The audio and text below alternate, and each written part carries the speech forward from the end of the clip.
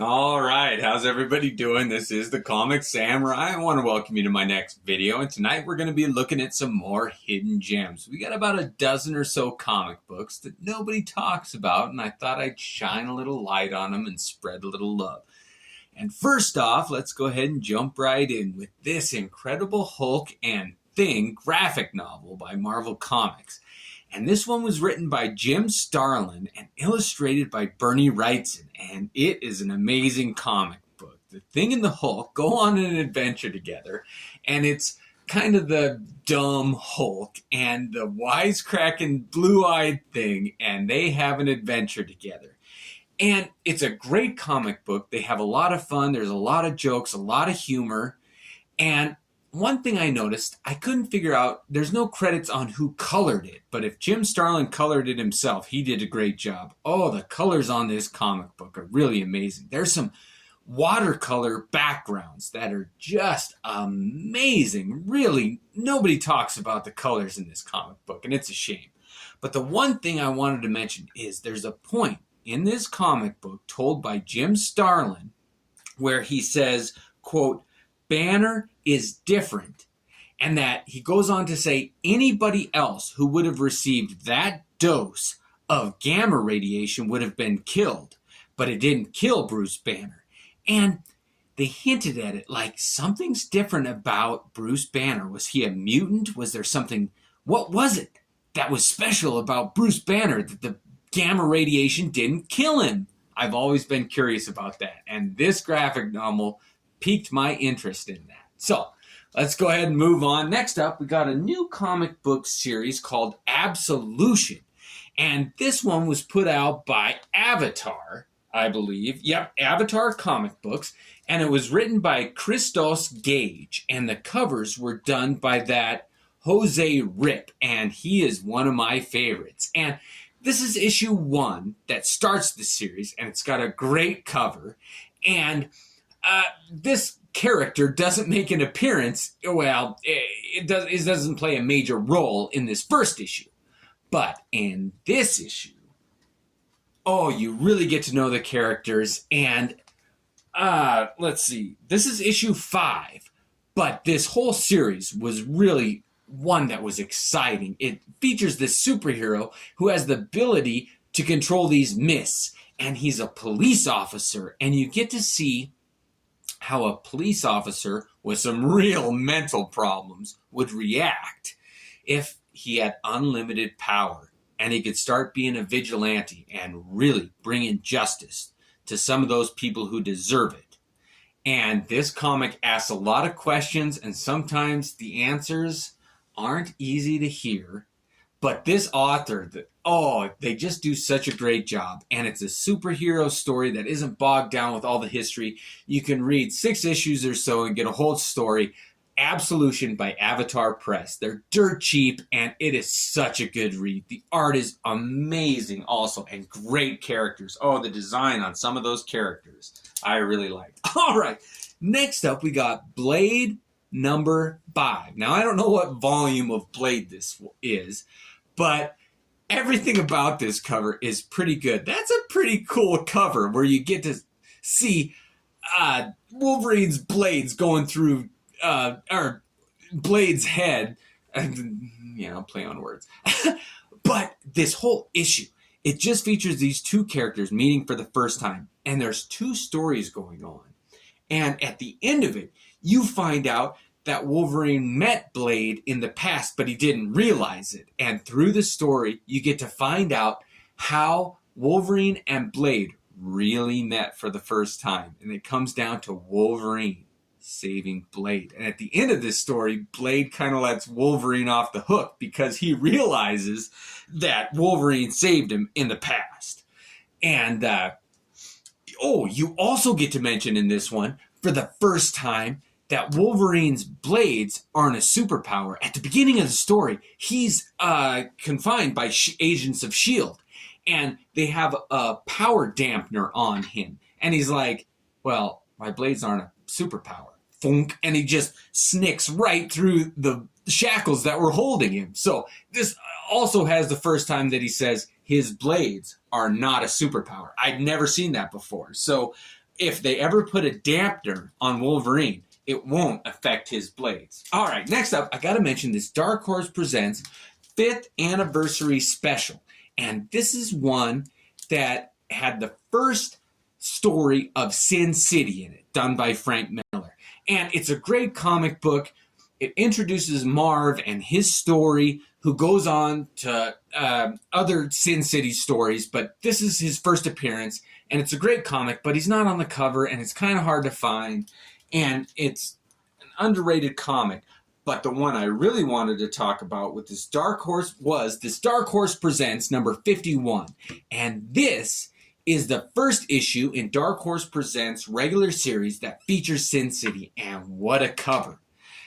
It continues that story. It's part 2 of the story, but it's got a great cover with Marv kissing Goldie there on the cover. I think it's Goldie. But, if you haven't read this comic book, it is Frank Miller like you've never seen him before. You can see so many influences from his manga time that he did that whole, I can't remember the name of the series, but it was Frank Miller's earlier stuff, but it sure has a manga influence, and it was amazing. This is really an underrated comic. I like that Dark Horse Presents. All right, next up, we got Hellblazer number 76, and this is an interesting story. It's written by Garth Ennis with pencils by Steve Dillon, and when those two get together, you're always in for a romp. And when I read this comic book, it was so different than anything I'd ever read, and it reminded me of every interaction I've had with this. Picture an old friend that you've got. You grew up with him or her, and you've known him forever, and you guys were always close friends, but you never really analyzed why. And when you look back, it's a bittersweet relationship. There's something about your friend that reminds you of you and the bad parts of you. When you look at this other person, you love them, but you love to hate them. It's a weird dichotomy, and this is the story of John Constantine, Hellblazer's friend, who comes back from the dead, and he tells him about his experience, and they have a night out, and they go to the pubs, and they interact with people, and they talk about their old times together. And at one point, his friend quotes Yeats, and he goes through a poem, and it's just interesting to see his take on it. And it's the most melancholy comic that I've read. It's not a great uplifting story. It's melancholy. And at one point, his friend says, perfect Guinness. This is about heaven. He says, you get perfect Guinness. They'll let you drink as much as you want, but it doesn't get you drunk. And I thought, what a great concept. The image of heaven, where all your wishes are fulfilled. You get to see whoever you want. But there's no negative. You can drink all you want, but it doesn't get you drunk. And I thought, what a great idea. I'm like, yeah, that's a loophole of heaven I've never thought about. You can have whatever you want, but you don't ever reap the benefits. You're a lottery winner every day, but money has no value up there. Anyway, that was Hellblazer number 76. And if you're in for a different ride, that's not your typical comic book, give that one a read. Next up is Lobo's Back number 1. And this is a series that was so much fun. It's a total change from that last melancholy one. This one features art by Simon Bisley, and he's at his best. Oh, it's so much fun to see him draw this. And it's the story of Lobo actually dying. And I had no idea that you get to see Lobo's death. And he goes to the afterlife, and it continues on how he deals with being killed. And in issue 2, he comes back as a female. Oh, it's so funny to see the biggest male chauvinist pig brought back as a female. I have to deal with that kind of stuff thrown back in his face. This Lobo's Back is really a series that is overlooked and underrated, and it's just so much fun. And there's also, in the beginning, a word find that you get to do, and it asks what's Lobo's most sensitive area on his body, and at the end it says it's his nose, and you think it's going to be something else. It's just full of humor. There's 2 other covers that are under this one that are funny and interesting. And Simon Bisley, what else can you say? Lobo's back. That whole miniseries. It's 4 issues, but that's the best one. Number 1 there. All right, next up we got Marvel Comics Present number 16. And when I do these, I do like to talk about comics that just have a great cover.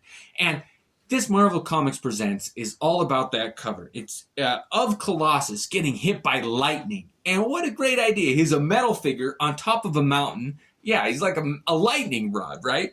Now, I want to make sure I get this right. But it's drawn by Kevin Nolan. And he does a great job. And there is a part in this where there's another story featuring Longshot. And he wants to stay home, but all the other X-Men are going out to party. And at one point, Dazzler asks, "Who will dance with me if you don't go?" And there's a redhead in the group who says, "I'll dance with you," like hinting at homosexuality, which is fine. But I don't know who that character is. If it was supposed to be Rachel Summers, that's who my bet is. But if you read this comic book and you see that part of the girl who says, "I'll dance with you" to Dazzler, let me know who that character is supposed to be. The smart money's on Rachel Summers. So just let me know. All right, next up we get one that it's Marvel 2-in-1 Annual 2. And this kind of wraps up a certain segment of Thanos' story. At the end of it, this is the one where he gets turned into granite. And nobody ever talks about that. They talk about that Avengers Annual 7 and the Thanos Quest and all his other comic books. Infinity Gauntlet, Infinity War. Well, he wasn't in Infinity War, but the Infinity Gauntlet stories. But this is the one where the Avengers defeat him and they have just taken away most of his power gems, the Infinity Gems, and he only has the Soul Gem in this one. And you get to see the Thing and Spider-Man drawn by Jim Starlin, written by Jim Starlin, and it's just a great wrap-up to the comic book. But I did have a couple other notes about this. There's one point where the Thing is smoking a cigar, and you just don't get to see that anymore. I don't know why, but it's kind of a quirk for me. I like to see some of the big Marvel characters, or DC, whoever, smoking tobacco back in the day. It was just such an everyday thing, and it was part of my life for so many years that to see it's jarring now. But anyway, the Thing smokes a cigar, and there's a part where Thor and the Thing go up against Thanos. And what a fight. It really is captured well. You don't ever see Thor and the Thing team up, and they do. And they take on Thanos and give it everything they've got. It's a great battle. Also, Warlock is released from the Soul Gem in this comic book. You get to see Warlock's semi-return, which is great to see.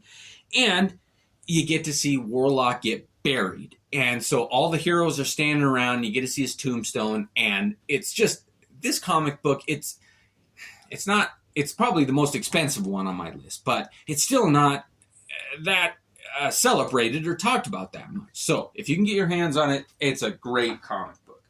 Next up is a series by Kitchen Sink, and it's called Melting Pot. And the big draw on this one is Kevin Eastman, who co-created the Teenage Mutant Ninja Turtles, of course, and Simon Bisley. And they team up on this. And there is just something about those two going together. The guy who created Teenage Mutant Ninja Turtles and one of the best graphic artists you ever saw. And he painted, I think Eastman did the layouts on this comic book, and Bisley did the painting finishes, and he did a great job. Now, a lot of these comic book, well, some are not meant for kids. There is some nudity in it, so I'll mention that. But if you want to see some great Bisley art, this is one that nobody's ever talked about, and it's Melting Pot. It's 4 issues, and they're all beautiful. It's a good story with amazing art. All right, next up is The Punisher Presents Barracuda, and it's a 5-issue limited series, and it's written by Garth Ennis. And if you just want a quick read that's a good romp, this, again, not for kids. There is cursing, there is nudity, and Barracuda is one of the dirtiest bastards you've ever seen. Oh, it's like if Wolverine and Lobo had a kid and Frank Miller wrote it and it was hard-boiled and covered in slime and gore. And oh, that Barracuda is one dirty character. So if you want a good read that's fun but nasty and not for kids, it's this one. You could read all 5 issues in less than a half hour and you would be entertained every minute. I guarantee it. That is a good series right there. Next up is X Factor number 39. And nobody ever talks about this comic book, but this is the last issue of Inferno. You finally get to see all the buildup being paid off, the whole story, all the demons being dealt with. Well, they've been dealt with before this, but it's finally Mr. Sinister versus the X-Men and X Factor. And you get to see who takes him down. I had no idea. But this was one of the first comic books I bought. And I don't hear about it. But there is one character who saves them. And it is such a revelation of that character coming into his own and accepting some of his past. And, well, spoiler, it's Cyclops. But you get to see Wolverine and some of the other X-Men like plot against him and go up against Mr. Sinister and see how he takes them down. But there's one part where Colossus is fighting Polaris. She has the same powers as Magneto, but it's funny that she's controlling Colossus, and Colossus says, "Stop it, you witch!" And Polaris says, "Smile when you call me that." And she has his arms pinned behind his back, and she makes him smile because his whole body is metal, you know. Anyway, it's a great fight, and there's a lot of moments like that just sum up characters, and oh man, all drawn by Walter Simonson.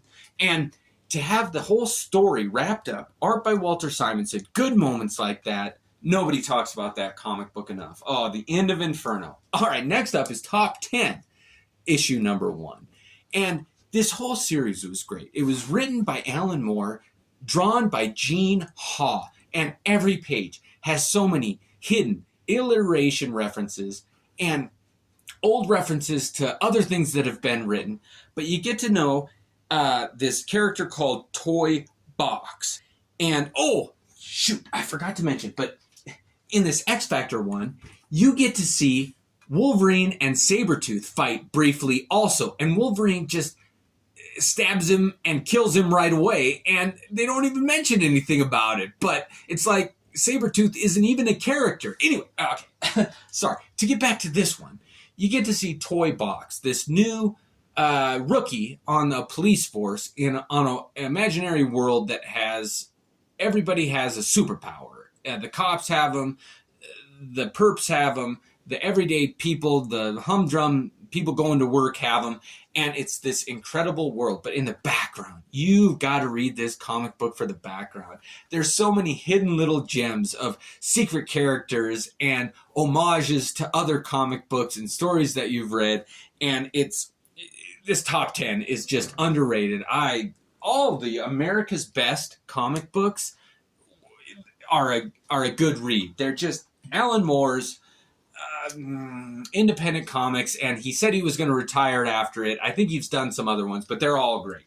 All right, last one is What If, third series, number 12. And it's What If the X-Men had stayed in Asgard. So this answers some questions that was brought up in an X-Men Annual 9 and a New Mutant special, and it features the Asgardian Wars.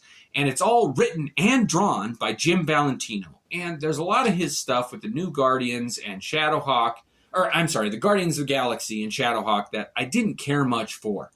But on this series, I don't know if he was trying to emulate Rob Liefeld or not, but it's kind of a Rob Liefeld-esque art style. But it's drawn by Jim Valentino, and he really did a great job. And he wrote it, too.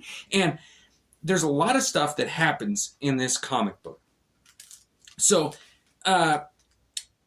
one thing that happens is that they do conquer Hela, and they kill her. But she's kind of the queen of hell, and she's kind of death to the Asgardians. So, what happens then? They didn't really answer that question, but you do get to see Hela beat. Also, you get to see the Warriors 3, what happens to them. And Fandral, he was one of my favorites, and he ends up hooking up with Rogue.